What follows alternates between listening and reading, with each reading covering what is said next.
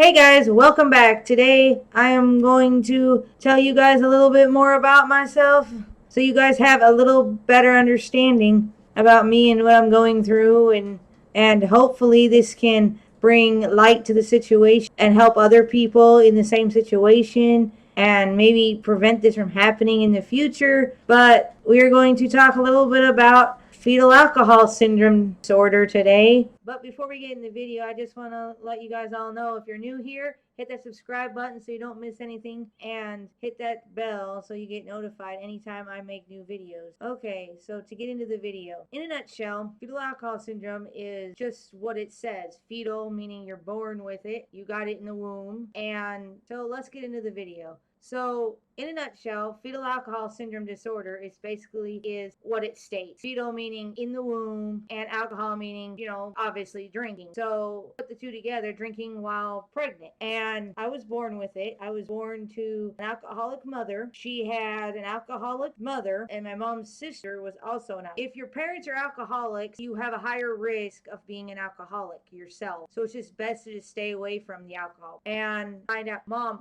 why? And it probably goes for every fetal alcohol syndrome kid. They want to know why. There's no excuses. And you can say that is going to make the alcoholic affected child be okay with it, accept it, and go along with it. That's going to make it okay. They're always going to have that resentment toward their mom for giving them the fetal alcohol syndrome. And now my mom's passed that I can't, ask her why. And my dad pretending I didn't have nothing wrong when there was something wrong. Me seeing that there was something wrong but didn't know what it was. And growing up, the school would only say, your daughter has learning problems. She learns slower than kids her age. She reads at a slower rate than kids her age. And I never got the proper help I needed. And that's a problem with a lot of people. The parents don't know how to handle it and they go about it the wrong way. And they, don't get the proper help, or they don't want their kid to have something that they have. So they pretend they don't have nothing wrong, because they're scared. Like, what do you do when you're told your kid's not normal and he's got something wrong or he's disabled? You want to pretend,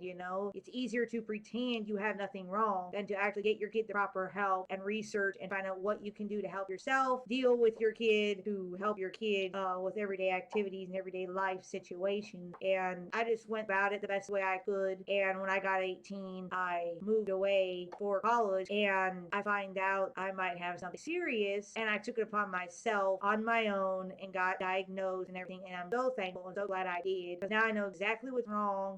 I know exactly how to deal with it, and I know better how to make the best of it. And a lot of disabled people can probably agree with me here and say they wish they didn't have this. They wish they were normal. And I personally think that all the time. I would do anything to get rid of it. I don't wish it on anybody, but it's all I know, and I've learned to deal with it, and I've learned the best I can with it. But I can't speak for everybody. I can only speak for myself, and that's what I have been going through. And how I grew up with it and how I dealt with it. For everybody who has fetal alcohol syndrome, it's different. I can only speak on my perspective on it and how I went through it, what happened to me. And but to get further into exactly what it is, it affects you mentally and or physically. I personally have mentally only, and with me, I have a very mild case of fetal alcohol syndrome. It also depends on how much alcohol your mother drank while pregnant on how affected you are. I have to make the best of it, and I am thankful that I'm stuck with something that's mild rather than severe. That loud noises and stuff you hear, that's my dogs trying to play with each other. Just kind of ignore that, and I can live a normal life for the most part. But that's not the case for everybody. And if you get hit with it physically, you can have stuff like